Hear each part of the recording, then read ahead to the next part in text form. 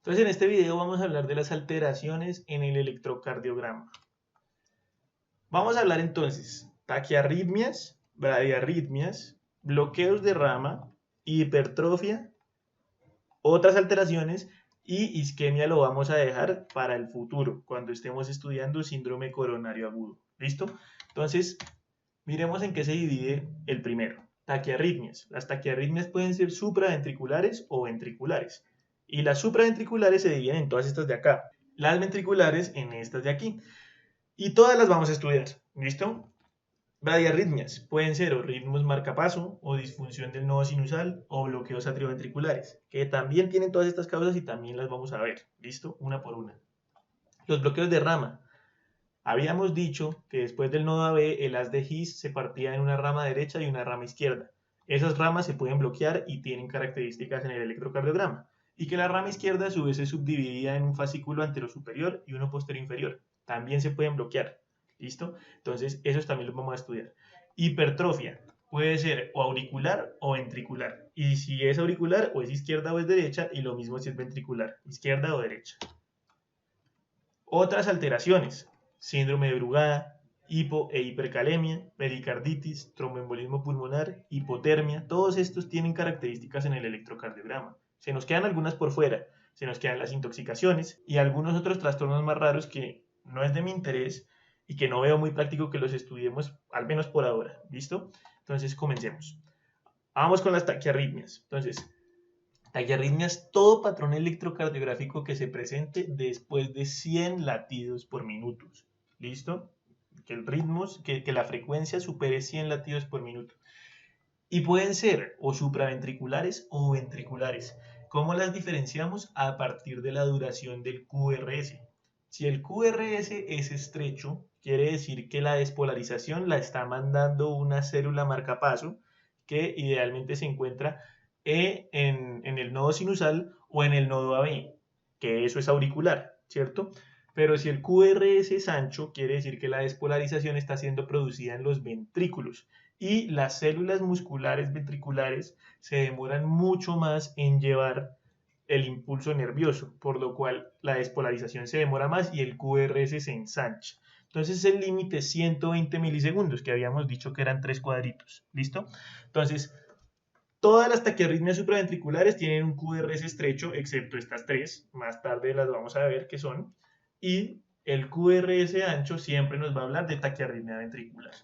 Vamos primero con las supraventriculares. Hablemos de la primera, la taquicardia sinusal. Taquicardia sinusal se define como un QRS menor a 0.12 segundos, o sea, un QRS estrecho, una frecuencia cardíaca mayor a 100 latidos por minuto y una presencia de onda P. O sea, básicamente es un ritmo sinusal acelerado, o sea, superó los 100 latidos por minuto. Esa es la taquicardia sinusal. Y se produce en toda aquella situación que estimule la activación simpática. ¿Cómo así? Pues si yo estoy haciendo ejercicio, pues se me estimula la activación simpática, mi corazón va más rápido, taquicardia sinusal. Acuérdense que los nervios simpáticos liberan adrenérgicos que estimulan los receptores B1 y B2 y lo que provocan en el cardiomiocito es cronotropismo positivo, es decir, un aumento de la frecuencia cardíaca, ¿correcto? Bien. Entonces, ¿qué lo puede causar? Actividad física, ansiedad, excitación, un síndrome coronario agudo, una fiebre, hipoxia. Todas estas causas que ven aquí son cronotrópicos positivos y obviamente se me quedan muchísimas por fuera, pero todo lo que estimula el simpático puede causar una taquicardia sinusal. Viene otra, que es la taquicardia por reentrada del nodo AB. Y entonces aparecen estas siglas que uno a veces ve y uno no tiene ni idea qué es. ABNRT. Entonces, AB de atrio ventricular, N de nodo, R de reentrada y T de taquicardia. ¿Listo? Entonces, ¿cuáles son los criterios? Un QRS estrecho, una frecuencia cardíaca que sea mayor a 150 latidos por minuto, una P que vaya retrógrada, es decir, que sea una P negativa, que esté antes o después del QRS o que haya una ausencia de onda P. Entonces esto está bien confuso, ya vamos a explicar cómo se produce. Primero tenemos que saber cuál es el mecanismo por el cual se produce esta taquiarritmia. Entonces se produce a partir de un mecanismo de reentrada en el nodo AB. ¿Y qué es eso de la reentrada? Entonces tenemos que partir por esta imagen. Estamos ubicados aquí en el nodo AB, ¿cierto? Entonces, los requisitos para que exista una reentrada, sí o sí, son estos. Tiene que haber un obstáculo que sea o anatómico o funcional, y ese obstáculo anatómico funcional puede haberse producido o por isquemia, o por necrosis, o por fibrosis, y entonces ese pedacito aquí en la mitad ya no sirve, y que a los lados, uno de los lados vaya más rápido que el otro, en este caso este sería el que va más rápido que este, entonces esta va a ser la vía rápida y esta va a ser la vía lenta, y el otro requisito es que esa vía rápida tenga un periodo refractario demorado, un periodo refractario largo, y que este tenga un periodo refractario rápido. Entonces uno dice, uy, pero qué mano de requisitos, ¿eso sí pasa y pasa muy común, se presenta muy comúnmente esto. ¿Por qué pasa eso? Porque normalmente cuando se produce la isquemia o necrosis de esta zona, alrededor, después del remodelado de esta zona que estuvo afectada, cuando se remodela con las nuevas células, ellas no quedan con las mismas características que tenían las células sanas. Entonces, adquieren otras características de conducción y quedan de esta forma. Entonces, si se cumple este requisito, miremos qué es lo que pasaría. Viene ese impulso, acuérdense que aquí estamos ubicados en el nodo AB, o sea, esto está ocurriendo aquí en el nodo AB. Viene un impulso normal y entonces el impulso, cuando llegue, pues obviamente se va a ir rapidísimo por la vía rápida, pero cuando vaya por la vía lenta va a ir lento, lentejo, lentejo. Entonces, devolvámonos otra vez. Baja rápido y cuando ha llegado el impulso por la vía lenta, pues sencillamente esto ya está en periodo refractario porque ya se despolarizó. Entonces aquí muere esta vía lenta. Y no pasa nada, todo bien. Va bajando el impulso por aquí siempre por la vía rápida. Pero entonces ocurre el problema de que hay algún lugar en esa aurícula que le dio por hacer una despolarización precoz. Entonces esa despolarización precoz se encuentra con el periodo refractario largo de la vía rápida. No se ha terminado de reponer esta vía rápida para recibir un nuevo impulso. Entonces la despolarización se choca aquí con ese periodo refractario y no puede avanzar a través de la vía rápida. Entonces, ¿qué hace ella? Sigue por la vía lenta. Entonces, ¿qué pasa? Esa vía lenta, cuando ya ha llegado aquí, a donde sigue su camino, se va a encontrar con que el periodo refractario ya acabó en la vía rápida. Es decir, esto ya está despolarizable. Y adivinen qué hace. Lo despolariza, solo que en el sentido contrario. Entonces la despolarización se subió. Y cuando este sube, pues nos acordamos que esta vía lenta tenía un periodo refractario rápido. Entonces quiere decir que esto ya se puede despolarizar otra vez. Y adivinen qué pasa. Un circuito perpetuo de reentrada. Entonces todo el tiempo esto comienza a dar vueltas como un círculo vicioso. Y por cada una de las vueltas que esto dé, vamos a mandar un impulso hacia abajo. Entonces esta taquicardia se vuelve una locura, es súper rápida y es patológica. Y es lo que conocemos como la taquicardia por reentrada del nodo AB. Pero entonces esa taquicardia por reentrada del nodo AB puede ser de diferentes características. La onda P puede estar antes del QRS, como en este caso. Puede estar después del QRS o puede estar durante el QRS. Y si está durante el QRS, pues no la vamos a ver. Entonces es lo mismo que decir ausencia de onda P. ¿Cuál es la que más comúnmente se presenta? ¿Cuál es la que más comúnmente se presenta? Esta. ¿Listo? Pero si ven esto, no significa que no sea una taquicardia por reentrada del nodo AB. ¿Listo? Veamos cuál es la lógica que esto sigue. Si yo lo que tengo aquí es el nodo AB y me está haciendo constantemente reentradas, la despolarización obviamente va a bajar desde el nodo, pero no va a haber una P sinusal, porque es que las despolarizaciones no las está enviando el nodo sinusal, sino que las está enviando el nodo AB. Y el nodo AB no solo va a despolarizar hacia abajo, sino que también va a despolarizar hacia arriba. Y si despolariza hacia arriba, la onda P no se va a ver sinusal, sino que se va a ver al revés, porque estamos ya no despolarizando de arriba hacia abajo, sino de abajo hacia arriba. ¿Listo? Entonces podemos ver la P invertida.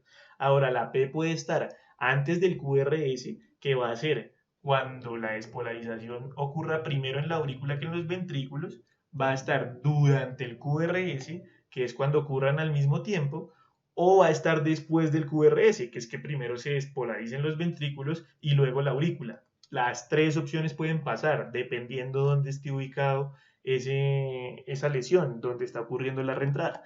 Y así es como se podrían ver. Entonces dense cuenta que la frecuencia cardíaca de esta taquicardia es mucho mayor que la de una taquicardia sinusal. Normalmente está por encima de los 150 latidos por minuto. No es un requisito, pero es más o menos el valor por el que nos solemos guiar. Por encima de 150 latidos por minuto, eso es una taquicardia por reentrada del nodo.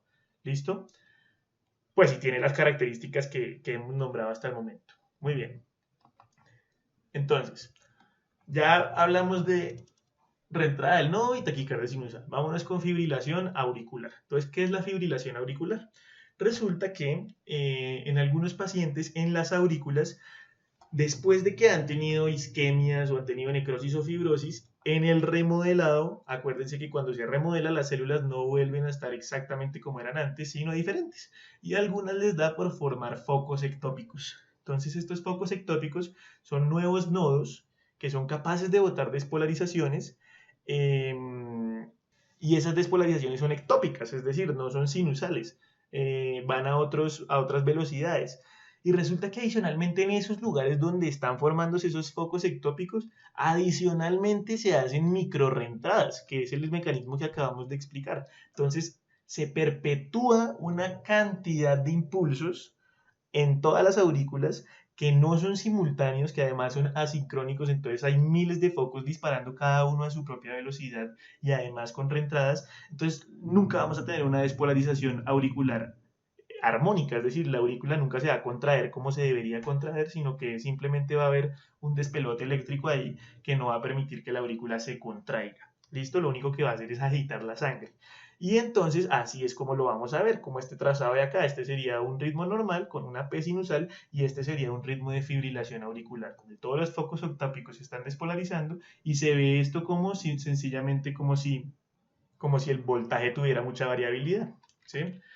Entonces, ¿cuáles son los requisitos para que haya una fibrilación auricular? Primero, que haya ausencia de ondas P. ¿Por qué no van a haber ondas P? Porque no hay una despolarización sinusal.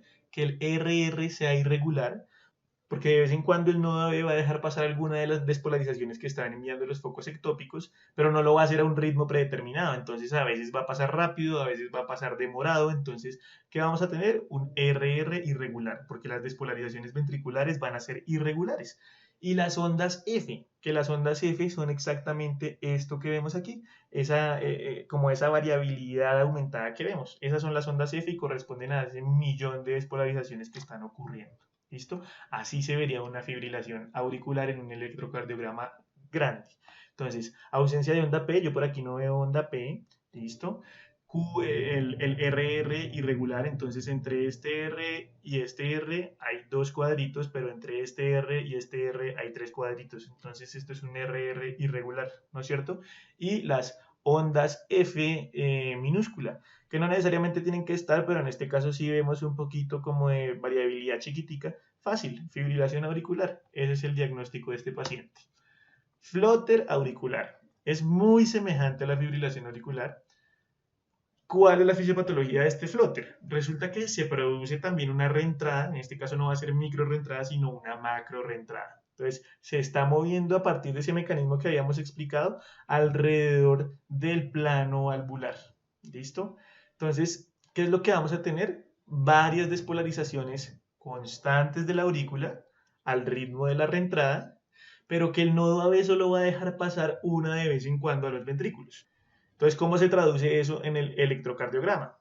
Pues primero vamos a tener una ausencia de onda P, porque no va a ser el nodo sinusal el que vaya a dictaminar a qué velocidad se despolariza la aurícula, sino la reentrada. El RR puede o no ser irregular. ¿Por qué? Porque el nodo AB a veces va a dejar pasarlo antes, a veces va a dejarlo pasar después, y por eso podría verse el RR irregular, pero no es lo más común. Y las ondas F o en serrucho, que las ondas F o en serrucho, ¿qué son? Son estas que vemos aquí, que corresponden a cada despolarización auricular que se produce por cada vuelta de la reentrada. ¿Listo? Entonces, las ondas en serrucho. Y es lo que vemos aquí. Esto es un flutter auricular. Entonces vemos el QRS, vemos aquí las ondas en serrucho y en este caso dense cuenta que ni siquiera es necesario que el RR esté irregular. Puede estar regular y no cambian nada. Los criterios simplemente son ausencia de onda P y las ondas F serrucho. ¿Listo? Aquí está el flutter. Bueno, entonces sale otro concepto que si bien no pertenece a las taquiarritmias, me parece muy pertinente que lo veamos primero antes de hablar de las siguientes, que es la contracción auricular prematura. Entonces, la contracción auricular prematura sencillamente significa que en alguna parte de la aurícula hay un foco ectópico. Y ese foco ectópico, en medio de un ritmo sinusal de una persona que está totalmente normal, le dio por descargar y descargó más rápido que el nodo sinusal. Entonces, ¿qué es lo que va a pasar? Pues que se va a formar una onda P antes de lo normal, ¿no es cierto? También se les conoce como extrasístoles supraventriculares. ¿Y cuáles son los criterios para decir que hay una contracción auricular prematura?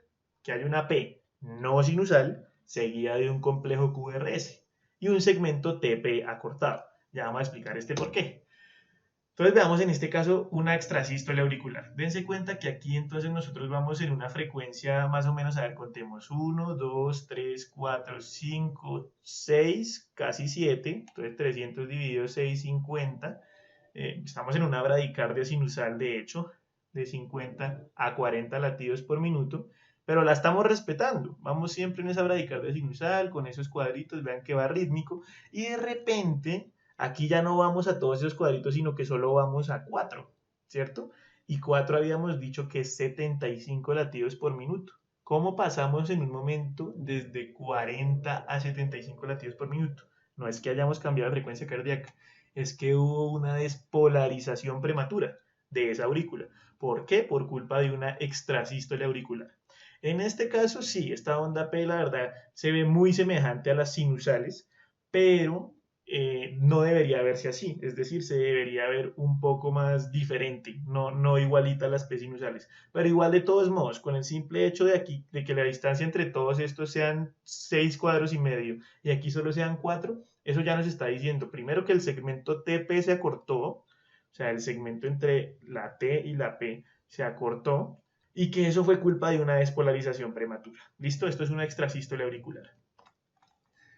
Ahora que ya sabemos que es una extrasístole auricular, hablemos de qué sería una taquicardia auricular unifocal. Entonces, ese mismo foco, el que habíamos hablado que botó una descarga, digamos que le dio ahora por descargar constantemente y más rápido que el nodo sinusal. Entonces, ¿qué vamos a tener? Primero, una taquicardia, porque estamos yendo más rápido que el nodo sinusal. Y segundo, esa P no va a ser sinusal, porque es un foco diferente, entonces la descarga se produce con características diferentes y la onda no se ve igual. ¿Listo? Entonces una P no sinusal. Y la morfología de esa P tiene que ser siempre la misma, para que estemos seguros de que es el mismo foco que está disparando todo el tiempo. Entonces así es como se ve. Vean que esa onda P no es como se ve sinusal normalmente, que es toda bonita, una montañita, sino que aquí tiene una forma rara, ¿sí o no? Y vamos a una velocidad de 150 latidos por minuto. O sea, vamos más rápido que el nodo sinusal. Entonces este es el foco ectópico que tomó el poder. Se tomó el poder ese foco ectópico. ¿Listo? Taquicardia auricular unifocal. Muy bien. Y así como puede haber unifocal, puede haber multifocal, que en la multifocal lo que tenemos son varios focos ectópicos disparando. Entonces, ¿qué creen? Lo primero es que no va a ser regular, porque van a haber unos que disparen más rápido que los otros. Entonces vamos a tener un RR irregular, como lo podemos ver aquí. Vamos a tener P's que no son sinusales, porque todas están desde focos diferentes. Y para que sea multifocal, el criterio es que al menos existan 3 ondas P diferentes. Entonces vean, una diferente, 2 diferentes, 3 diferentes. Esta es una taquicardia auricular multifocal. Y aquí la podemos ver. Entonces vean, una super taquicardia, obviamente irregular, con ondas P diferentes. Es una diferente, otra diferente, otra diferente. Esta es una taquicardia auricular multifocal. Muy bien. Entonces ya hablamos de las taquiarritmias supraventriculares y en esa casilla habíamos visto algo que decía los síndromes de preexcitación. Entonces, en los síndromes de preexcitación, lo que está ocurriendo es que de alguna forma estamos cogiendo a partir de una vía accesoria para volarnos del nodo AB. O sea, llegamos más rápido a los ventrículos por otro lado que no sea el nodo AB. El primer trastorno que vamos a ver de estos síndromes de preexcitación es el Wolff-Parkinson-White. Y el Wolff-Parkinson-White basa su fisiopatología en la presencia de una vía accesoria que se conoce como el haz de Kent. Entonces ese haz de Kent, dense cuenta que va aquí anterolateral a la aurícula y se dirige hacia el ventrículo derecho. ¿Sí se dan cuenta? Y este haz no hace la pausa que hace normalmente el nodo AB, sino que sigue de una rapidísimo. Entonces, imagínense que ocurre una despolarización aquí del nodo sinusal. Entonces, ¿qué pasa? ¡Pum! Se despolariza esto rápido por acá y de una vez se encuentra con las células musculares ventriculares. Y acuérdense que entre todas ellas funcionan como un sinsitio y ellas pueden llevar la descarga de un impulso nervioso, pero lo hacen muchísimo más lento que las fibras del His-Purkinje, ¿sí? Es mucho más lento a través de las células musculares. Entonces, ¿qué es lo que nosotros vamos a tener? Aquí en el electrocardiograma vamos a tener la onda P, no vamos a tener un segmento PR porque el nodo AB no lo volamos, no lo saltamos. Entonces ahí comienza la despolarización a través de la vía accesoria. Y además esa despolarización de la vía accesoria no ocurre tan rápido como ocurre normalmente a través del His-Purkinje. Entonces dense cuenta que esto comienza a despolarizarse lentico, lentico, lentico, lentico. Y entonces aquí despolarizamos una parte lentico y aquí ya el nodo AB dejó pasar la despolarización del nodo. Entonces pasó esa despolarización del nodo y despolariza el resto. ¿Listo? Entonces aquí, más o menos por acá, ¡pum!, se encuentran ambas despolarizaciones, la que vino por este lado y la que vino por este lado.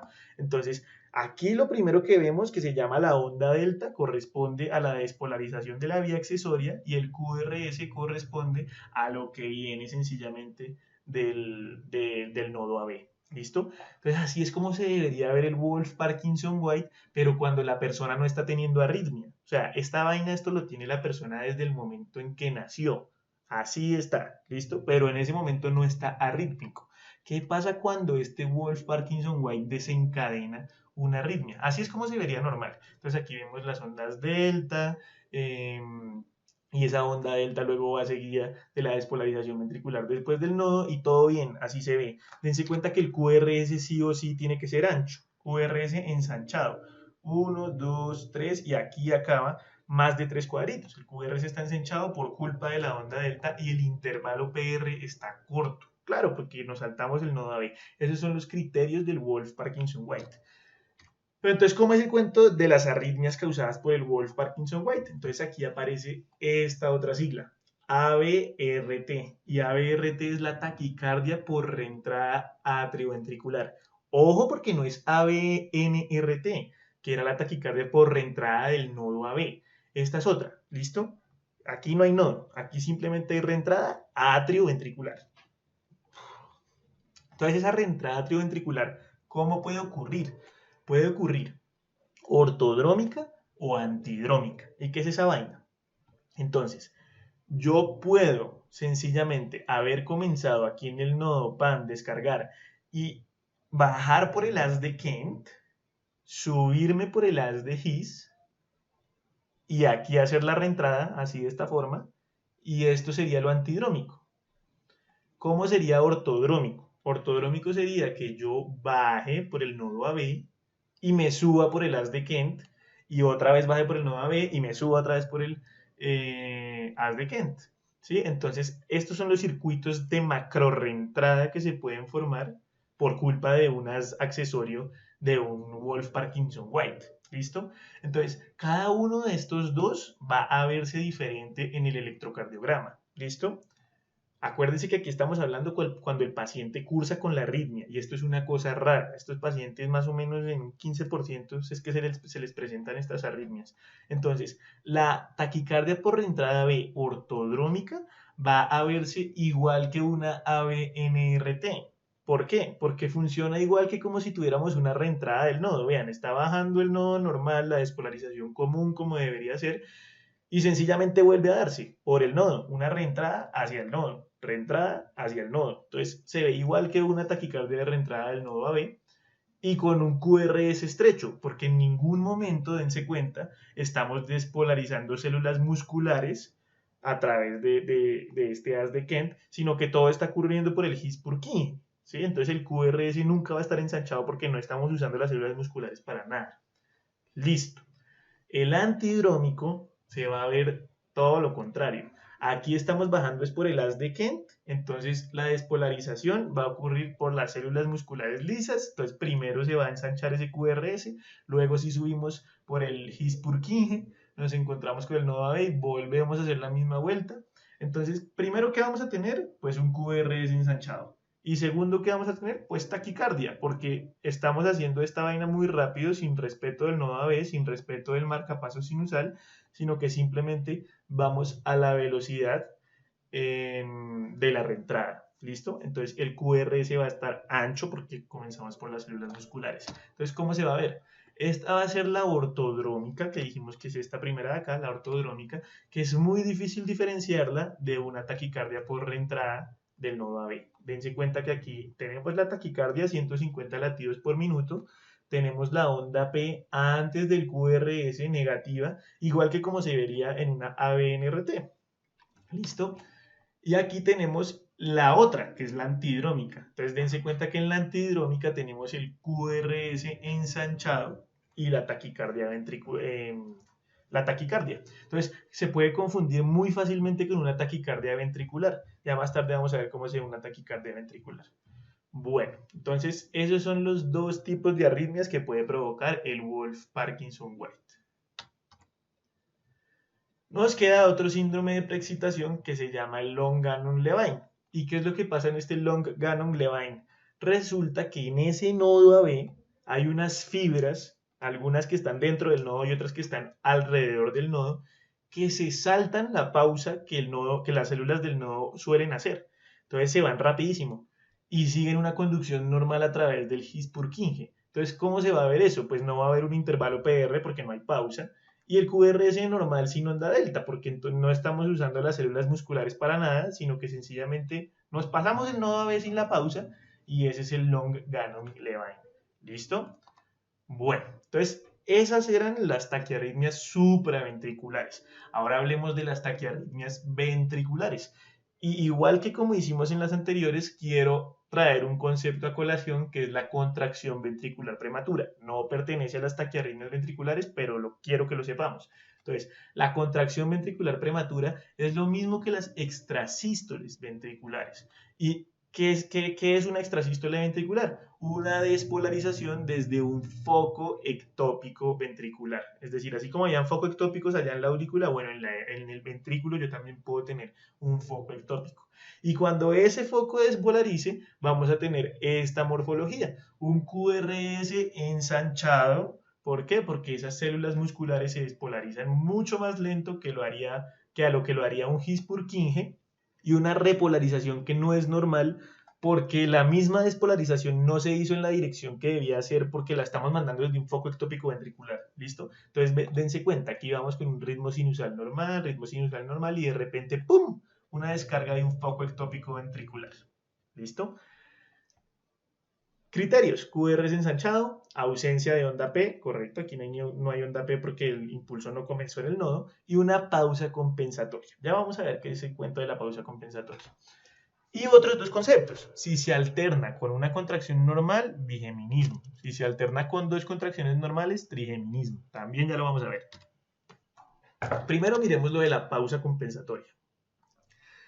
Acuérdense que el nodo sinusal siempre va a seguir despolarizando él con lo que él puede, que su velocidad es 60, 100 latidos por minuto. Entonces es una P, otra P, otra P, todas siguen el mismo ritmo, ¿no es cierto? Bueno, entonces aquí vamos en una P y aquí debería ir otra P, pero esa P no la vemos porque sencillamente está opacada por la extrasístole ventricular, ¿sí? Pero igual ella sigue despolarizando. Entonces vamos como si aquí hubiera ocurrido un ciclo cardíaco normal y llega la otra onda P. Entonces, ¿qué fue lo que pasó? El nodo sinusal nunca dejó de descargar, simplemente no pudo provocar el QRS que se produce normalmente, porque primero lo hizo el foco ectópico ventricular y dejó todo en periodo refractario. Entonces, aquí no se ve esa onda P porque está opacada por esta extrasístole ventricular. Y no va a volver a haber otra despolarización, sino hasta que le toque otra vez al nodo sinusal. Eso es a lo que llamamos la pausa compensatoria, a este pedacito en el que estamos esperando a que se vuelva a descargar ese nodo sinusal. ¿Listo? Pausa compensatoria. Bigeminismo. ¿Qué significa bigeminismo? Que yo tengo una despolarización normal, una extrasístole, una despolarización normal, una extrasístole, una despolarización normal, una extrasístole. Y dense cuenta que siempre tiene su pausa compensatoria. Eso es bigeminismo. Ahora, ¿qué es trigeminismo? Entonces, 2 despolarizaciones normales, una extrasístole. 2 despolarizaciones normales, una extrasístole. ¿Listo? Eso es trigeminismo. Muy bien. Vamos con las taquiarritmias ventriculares. Entonces, taquicardia ventricular monomórfica. Si es ventricular, el QRS siempre es ensanchado, porque acuérdense que va por las células musculares que son lentas. Entonces, QRS ancho y tiene que ser de una única morfología, porque es monomórfica. Entonces, todas son iguales. ¿Sí se dan cuenta? Ausencia de onda P, obviamente, porque no hay un nodo sinusal que esté descargando, sino simplemente los ventrículos están descargando a toda máquina un foco ectópico ventricular que va rapidísimo, va a una frecuencia mayor a 100 latidos por minuto y se tomó el control del corazón. Esta es una taquicardia ventricular monomórfica, que si la persona no tiene pulso, esto es un ritmo de paro. Bueno, y la polimórfica, que es esta otra. Entonces, si una monomórfica era la que todos los QRS eran iguales, la polimórfica es en la que todos son diferentes. ¿Listo? Entonces, QRS ancho y de diferente morfología. Lo mismo, ausencia de onda P porque el nodo sinusal, chao, no está. Y frecuencia mayor a 100 latidos por minuto. Esta es la que también se le llama torcida de puntas, como algunos la suelen conocer. Y esta cuando no está acompañada de pulso, o sea, si el paciente no tiene pulso, también es un ritmo de paro. Y por último, la fibrilación ventricular, que la fibrilación ventricular es el caos total. O sea, aquí no hay forma de escribir esto. Esas son las taquiarritmias. En el siguiente video vamos a ver cómo son las bradiarritmias.